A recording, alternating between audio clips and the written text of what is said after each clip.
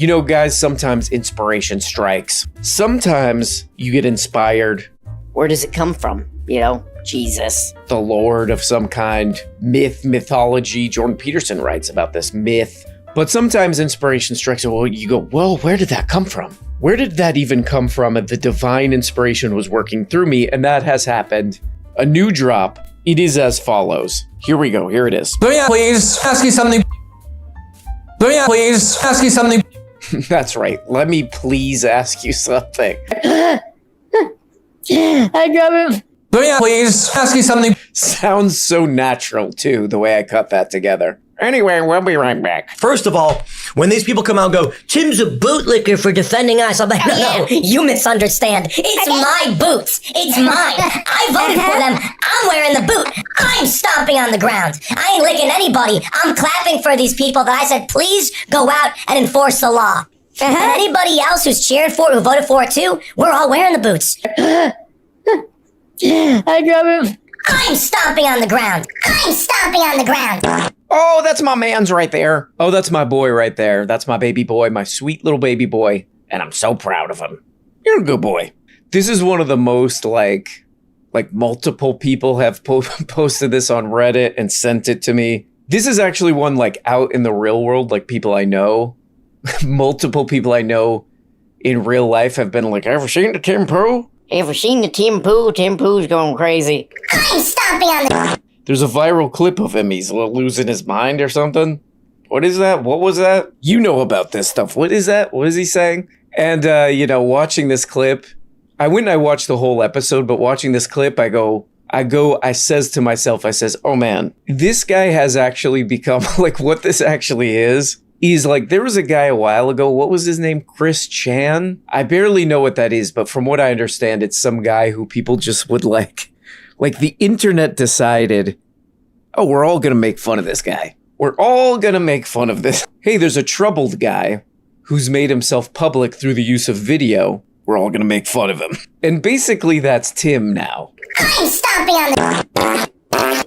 I mean, there's barely any difference at this point. But anyway, this clip, he's like, I got the boots. I got the boots. People call me a bootlicker.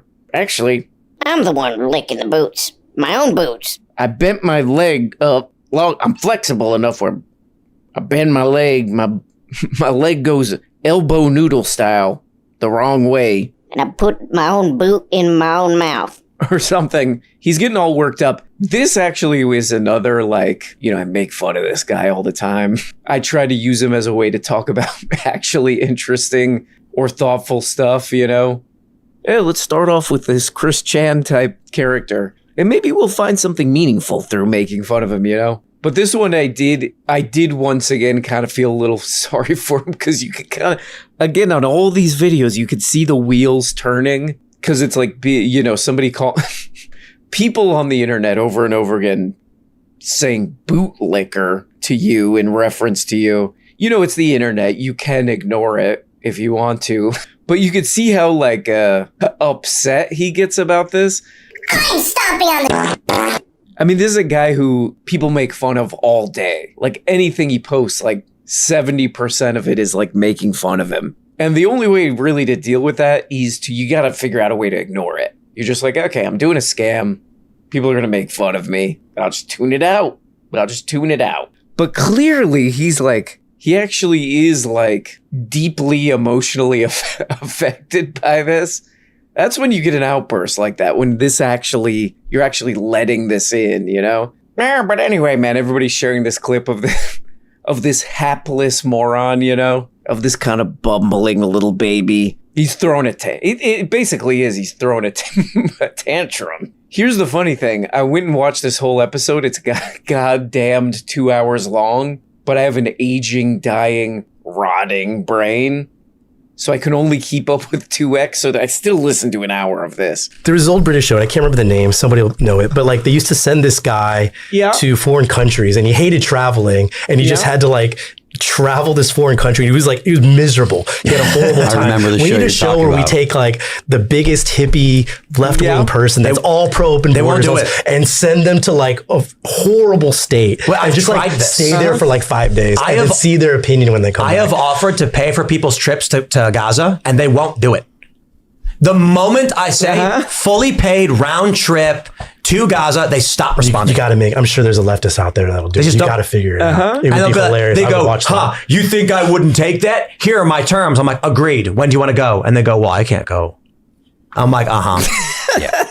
How about Sounds like you really remembered that whatever that conversation was really quickly there. Okay, this is a truly baffling little part here. I was listening to this whole thing. The whole thing is just, it's moronic. It's boring, But this part actually, there's always a few parts in these shows, in this guy's dumb show that makes me laugh out loud. I was actually out running my dumb little errands and I'm like, I'm doing one of these,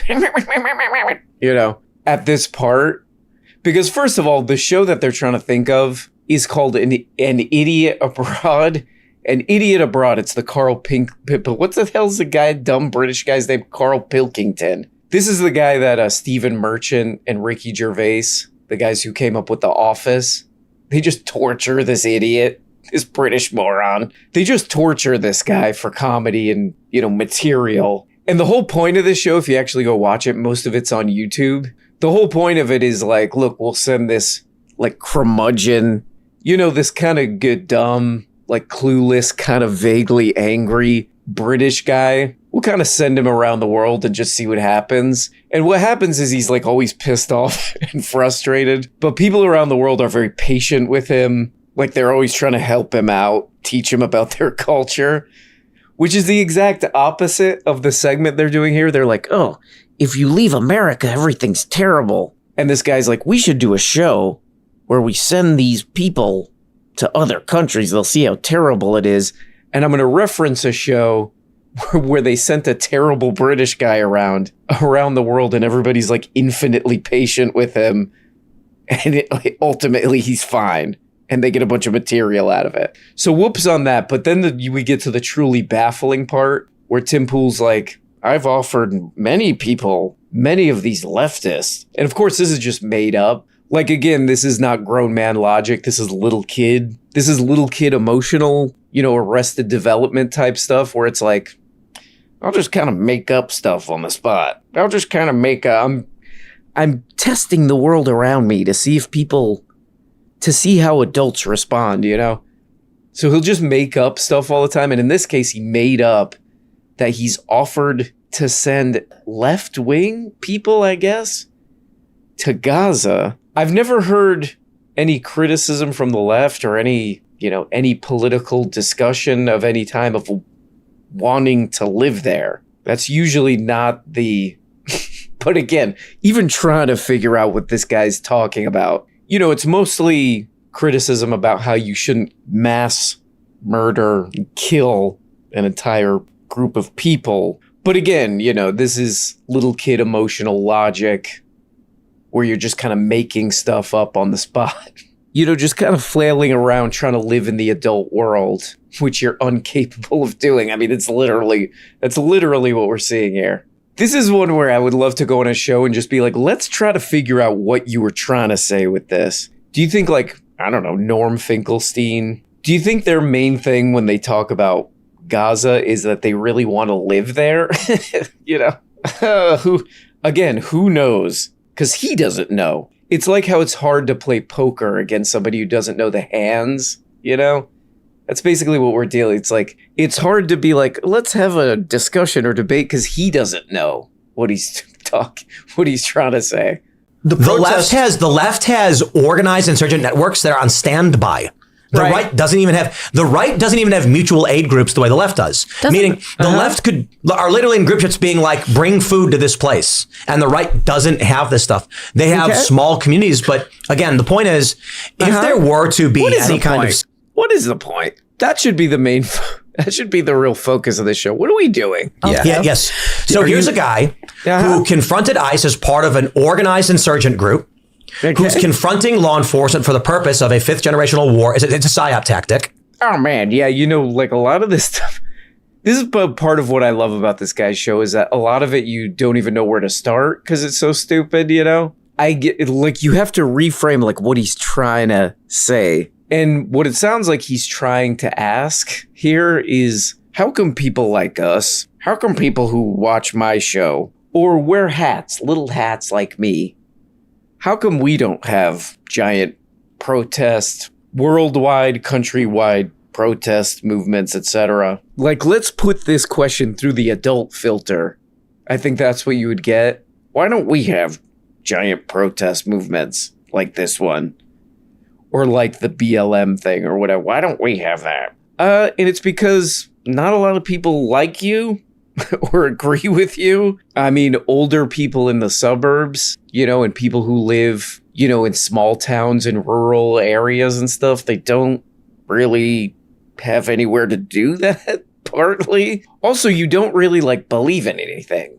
Like, there's, what would you be protesting about? There's no coherent, it's incoherent. But I guess, like, even when it does, when, like, lightning strikes and this kind of thing does happen, and people who, you know, watch Tim Pool's kind of content, when they do, like, get together and go outside, you know, like, there was that thing, when was it? It was, like, years ago.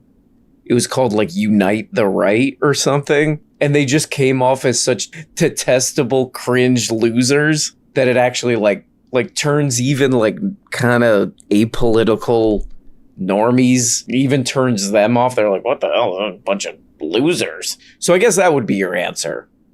Why isn't there something like this for you? Because it doesn't make any sense.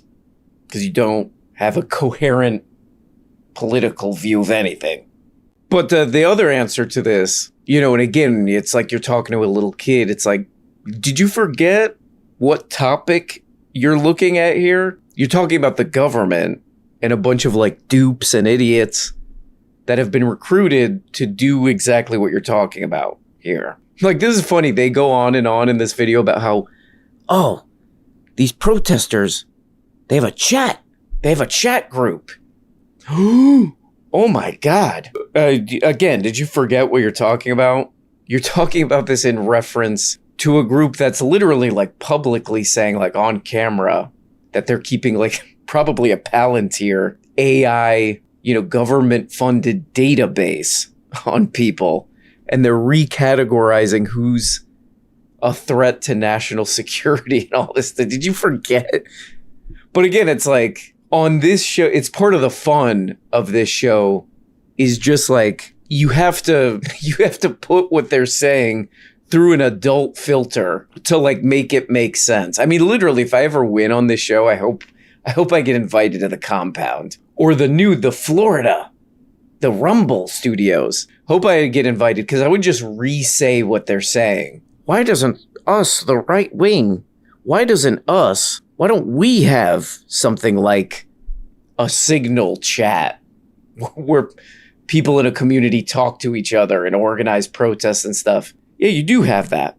It's called Palantir. It's called literally what you're looking at and defending, which is why people are calling you a bootlicker, which you are, which is why you got so upset. I'm stomping on the...